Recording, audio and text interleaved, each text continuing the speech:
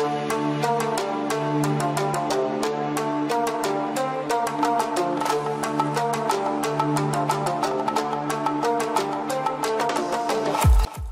বন্ধুরা, কেমন আছেন সবাই? ইরান মধ্যপ্রাচ্যের সবচেয়ে জনবহুল বিশাল ভূখণ্ডের একটি দেশ।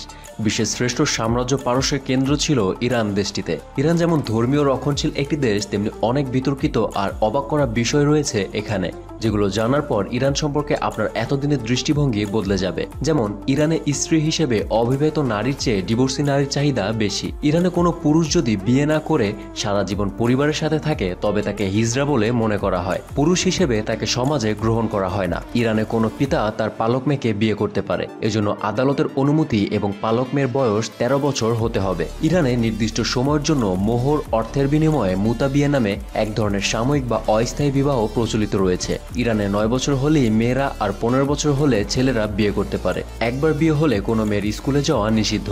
যদি কোনো ইরানি দম্পতি বিয়ের লাইসেন্স নিতে চায়, তবে তাদের বাধ্যতামূলক 1 ঘন্টা ব্যাপী গর্ভনিরোধ সম্পর্কে লেকচার শুনে তারপর সার্টিফিকেট নিতে হয়। বন্ধুরা, তাহলে চলুন দেশটির এমন কিছু অদ্ভুত বিষয় জেনে নিই। ইরানের রাজধানী এবং বৃহত্তম শহর হচ্ছে তেহরান। তেহরান ইরানের 32তম জাতীয় রাজধানী।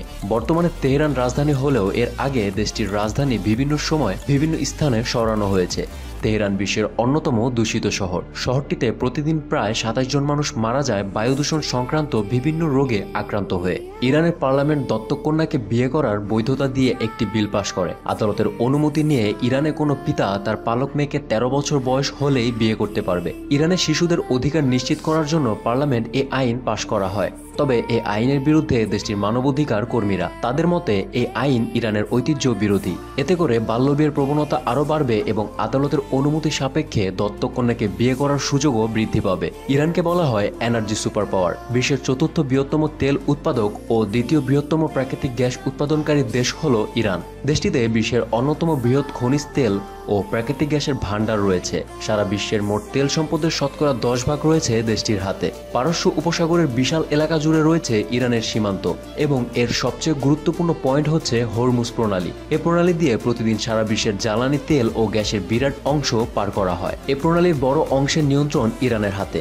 এজন্য আমদানি রপ্তানির সাথে জড়িত দেশগুলো ইরানের উপর নির্ভরশীল। প্রণালীটির অন্য পারে রয়েছে সংযুক্ত আরব আমিরাত। ইরান একটি শিয়া প্রধান মুসলিম দেশ। ইরান দেশটির সরকারি নাম ইসলামিক রিপাবলিক অফ ইরান। মধ্যপ্রাচ্যের সকল দেশকে আরব দেশ বলা হলেও ইরান কোনো আরব দেশ নয়, কারণ জাতিগত ইরানিরা ফার্সি পারস্য উপসাগরের তীরে অবস্থিত মধ্যপ্রাচ্যের একটি দেশ। আফগানিস্তান, পাকিস্তান, ইরাক ও তুরস্কের মতো দেশগুলো এর চারপাশে সীমান্ত ঘিরে রয়েছে। 16,48,000 বর্গ কিলোমিটার আয়তন বিশিষ্ট এই দেশটির জনসংখ্যা প্রায় 8,25 লাখ। ইরানে 9 বছরের বেশি বয়সের মেয়েরা হিজাব ছাড়া বাইরে বেরোতে পারবে না। পর্দার এই আইনটি ইরান দেশে ঘুরতে আসা পর্যটকদের জন্য প্রযোজ্য।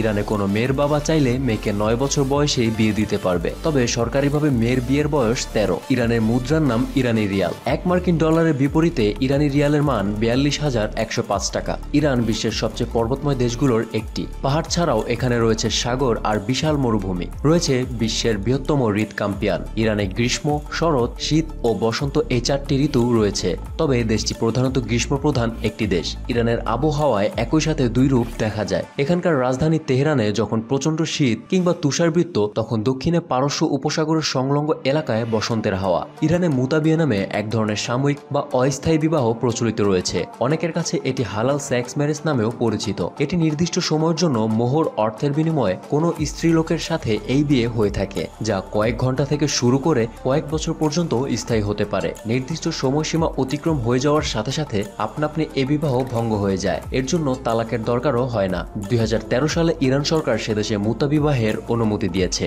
এর বাইরে দেশটিতে বিয়ে ছাড়া সেক্স করলে 100 বেত্রাঘাত থেকে শুরু করে মৃত্যুদণ্ড দেওয়ার বিধান রয়েছে। ইরানের সকল ধরনের স্যাটেলাইট টিভি নিষিদ্ধ। 2012 সালে ইরানের পুলিশ প্রধান গুগলকে আমেরিকার গোয়েন্দাগিরির যন্ত্র ঘোষণা দিয়ে নিজেদের নিজস্ব ইন্টারনেট ব্যবস্থা গড়ে তোলার ঘোষণা দেয়। ইরানে ব্লগিং খুব জনপ্রিয়। প্রায় 7 লাখেরও বেশি ব্লগার রয়েছে ইরানে। ইরানের সামরিক শক্তি বিশ্বের মধ্যে অনন্য। ইরানের রেভলিউশনারি গার্ড তার যে কোনো শত্রু দেশের জন্য আতঙ্ক।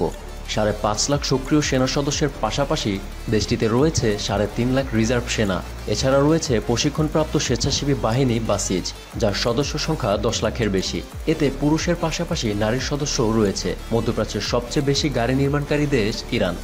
ইরান মধ্যপ্রাচ্যের একমাত্র দেশ যারা আমেরিকা এবং ইসরায়েলের কর্মকাণ্ডের বিরুদ্ধে সর্বদা প্রতিবাদ করে থাকে। দেশটি বরাবরই ফিলিস্তিনিদের পক্ষে কথা বলে আসছে। এজন্য আমেরিকা এবং তার মিত্র সৌদি আরব, দুবাই এরা মিলে ইরানকে অর্থনৈতিক অবরোধ দিয়ে আসছে। ইরানে হারহামেশায় ভূমিকম্পের ঘটনা ঘটে, কারণ এখানকার পর্বতগুলি একটি সক্রিয় ভূমিকম্প প্রবণ এলাকার উপর অবস্থিত। 1800 শতকে ভূমিকম্পের কারণে ইরানের তাবরিজ শহর দুইবার মাটিতে মিশে যায়। 2003 সালের আরেকটি অনেক বড় ভূমিকম্পে দক্ষিণ ইরানের প্রাচীন নগরী বামের অধিকাংশ ধ্বংস হয়ে যায়। মধ্যপ্রাচ্যের পারস্য সাম্রাজ্যের সময় ইরান জ্ঞান বিজ্ঞান ও সাহিত্য চর্চায় শ্রেষ্ঠ ছিল।